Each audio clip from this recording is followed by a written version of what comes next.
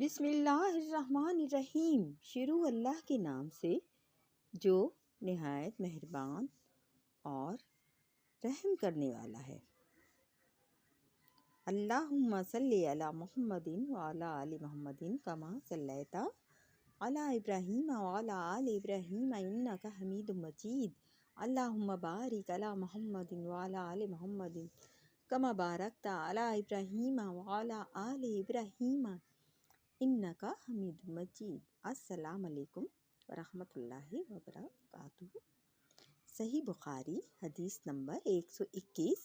نبی کریم صلی اللہ علیہ وآلہ وسلم نے ان سے حجۃ الوداع میں فرمایا کہ لوگوں کو بالکل خاموش کر دو تاکہ وہ خوب سن لیں۔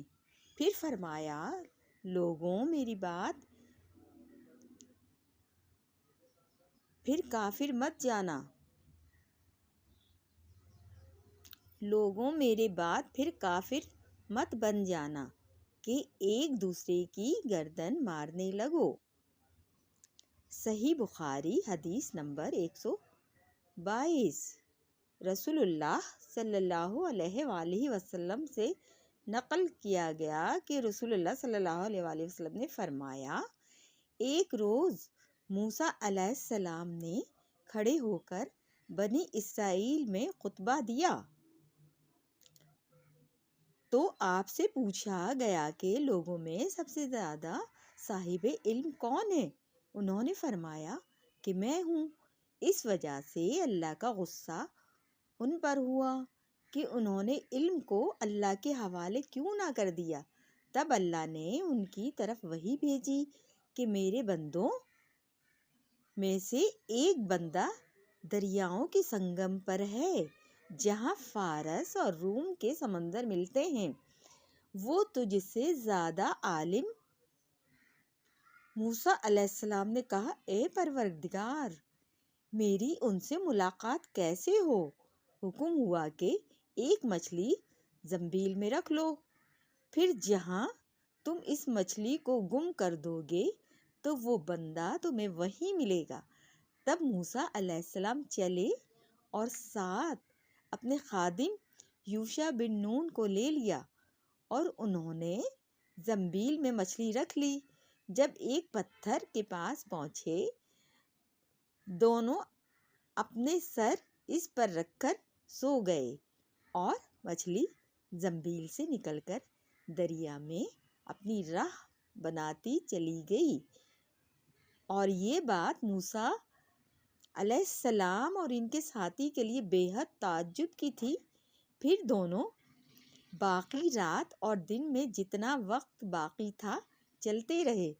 جب صبح ہوئی، موسیٰ علیہ السلام نے خادم سے کہا، ہمارا ناشتہ لاؤ، اس سفر میں ہم نے کافی تکلیف اٹھائی ہے۔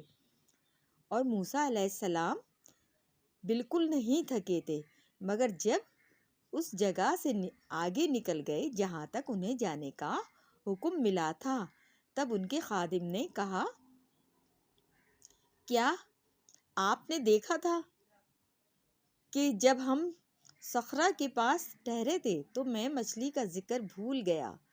بقول بعض صخرہ کے نیچے آب حیات تھا، وہ اس مچھلی پر پڑا اور وہ زندہ ہو کر بقدرت الہی دریا میں چل دی۔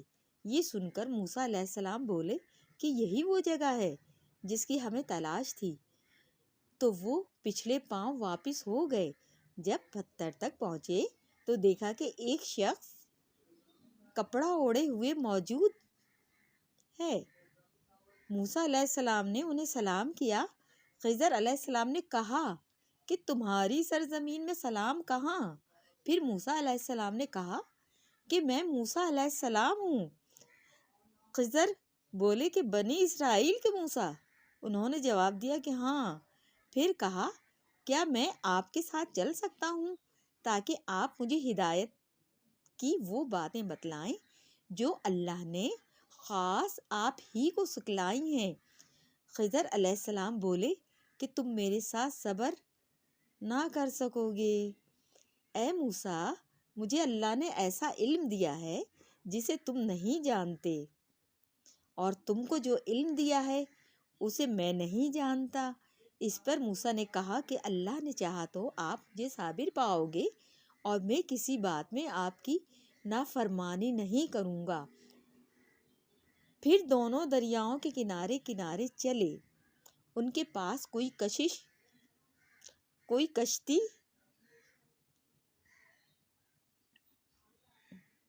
نہ تھی کہ ایک کشتی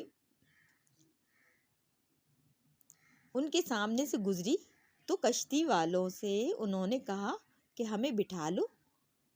خضر علیہ السلام کو انہوں نے پہچان لیا اور بغیر کرائے کے سوار کر لیا۔ اتنے میں ایک چڑیا آئی اور کشتی کے کنارے بیٹھ گئی۔ پھر سمندر میں اس نے ایک یا دو چونچیں ماری۔ اسے دیکھ کر خضر علیہ السلام بولے کہ اے موسیٰ، میرے اور تمہارے علم نے اللہ کے علم میں سے اتنا ہی کم کیا ہوگا جتنا اس چڑیا نے سمندر کے پانی سے۔ پھر خضر علیہ السلام نے کشتی کے تختوں میں سے ایک تختہ نکال ڈالا۔ موسیٰ علیہ السلام نے کہا کہ ان لوگوں نے تو ہمیں کرائے لیے بغیر مفت میں سوار کیا، اور آپ نے ان کی کشتی کی لکڑی اکھاڑ ڈالی تاکہ یہ ڈوب جائیں۔ خضر علیہ السلام بولے کہ کیا میں نے نہیں کہا تھا کہ تم میرے ساتھ صبر نہیں کر سکو گے؟ اس پر موسیٰ علیہ السلام نے جواب دیا کہ بھول پر میری گرفت نہ کرو۔ موسیٰ علیہ السلام نے بھول کر یہ پہلا اعتراض کیا تھا۔ پھر دونوں چلے۔ کشتی سے اتر کر ایک لڑکا بچوں کے ساتھ کھیل رہا تھا۔ خضر علیہ السلام نے اوپر سے اس کا سر پکڑ کر ہاتھ سے الگ کر دیا۔ موسیٰ علیہ السلام بول پڑے کہ آپ نے ایک بے گناہ بچے کو بغیر کسی جان حق کے مار ڈالا، غضب ہو گیا۔ خضر علیہ السلام بولے کہ میں نے تم سے نہیں کہا تھا کہ تم میرے ساتھ صبر نہیں کر سکو گے؟ ابن عیینہ کہتے ہیں کہ اس کلام میں پہلے سے زیادہ تاکید ہے، کیونکہ پہلے کلام میں لفظ لک نہیں کہا تھا، اس میں لک زائد کیا ہے جسے تاکہ ظاہر ہو۔ پھر دونوں چلتے رہے تاکہ ایک گاؤں والوں کے پاس آئے۔ ان سے کھانا لینا چاہا، انہوں نے کھانا کھلانے سے انکار کر دیا۔ انہوں نے وہیں دیکھا کہ ایک دیوار اس گاؤں میں گرنے کے قریب تھی۔ خضر علیہ السلام نے اپنے ہاتھ کے اشارے سے سیدھا کر دیا۔ موسیٰ بول اٹھے کہ اگر آپ چاہتے تو گاؤں والوں سے اس کام کی مزدوری لے سکتے تھے۔ خضر نے کہا کہ بس اب ہم اور تم میں جدائی کا وقت آ گیا ہے۔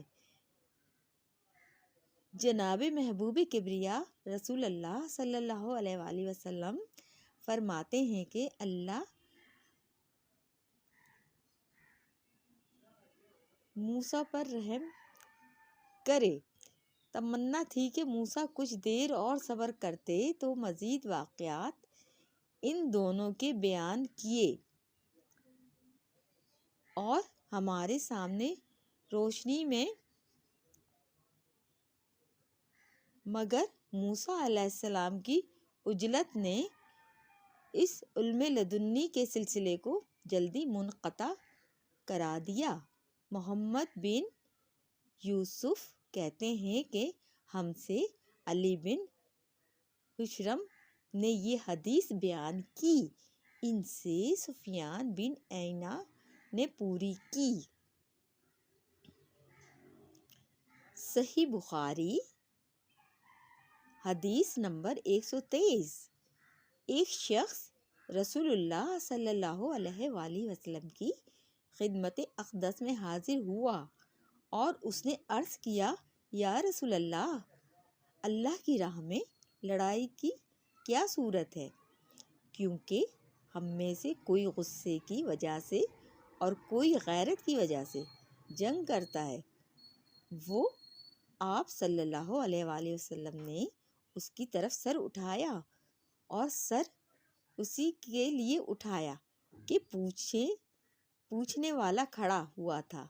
پھر آپ صلی اللہ علیہ وآلہ وسلم نے فرمایا، جو اللہ کے کلمے کو سر بلند کرنے کے لیے لڑے وہ اللہ کی راہ میں لڑتا ہے۔ صحیح بخاری حدیث نمبر 124۔ رسول اللہ صلی اللہ علیہ وآلہ وسلم سے رمی کے وقت پوچھا جا رہا تھا تو ایک شخص نے عرض کیا، یا رسول اللہ، میں نے رمی سے قبل قربانی کر لی۔ آپ صلی اللہ علیہ وآلہ وسلم نے فرمایا، اب رمی کر لو، کچھ حرج نہیں ہوا۔ دوسرے نے کہا، یا رسول اللہ، میں نے قربانی سے پہلے سر مڈا لیا۔ آپ صلی اللہ علیہ وآلہ وسلم نے فرمایا، اب قربانی کر لو، کچھ حرج نہیں۔ اس وقت جس چیز کے بارے میں جو آگے پیچھے ہو گئی تھی آپ سے پوچھا گیا، آپ صلی اللہ علیہ وآلہ وسلم نے یہی جواب دیا، اب کر لو، کچھ حرج نہیں۔ صحیح بخاری حدیث نمبر 125۔ حضرت عبداللہ بن مسعود رضی اللہ عنہ کہتے ہیں، ایک مرتبہ میں رسول اللہ صلی اللہ علیہ وآلہ وسلم کے ساتھ مدینے کے کھنڈرات میں چل رہا تھا اور آپ کھجور کی چھڑی پر سہارا دے کر چل رہے تھے تو کچھ یہودیوں کا ادھر سے گزر ہوا۔ ان میں سے ایک نے دوسرے سے کہا کہ آپ سے روح کے بارے میں کچھ پوچھو۔ ان میں سے کسی نے کہا، مت پوچھو، ایسا نہ ہو کہ وہ کوئی ایسی بات کہہ دیں جو تمہیں ناگوار ہو۔ مگر ان میں سے بعض نے کہا کہ ہم ضرور پوچھیں گے۔ پھر ایک شخص نے کھڑے ہو کر کہا، اے ابو القاسم، روح کیا چیز ہے؟ آپ صلی اللہ علیہ وآلہ وسلم نے خاموشی اختیار فرمائی۔ میں نے دل میں کہا کہ آپ پر وحی آ رہی ہے، اس لیے میں کھڑا ہو گیا۔ جب آپ صلی اللہ علیہ وآلہ وسلم سے وہ کیفیت دور ہو گئی تو آپ صلی اللہ علیہ وآلہ وسلم نے قرآن کی آیت پڑھی جو اس وقت نازل ہوئی تھی۔ تلاوت فرمائی،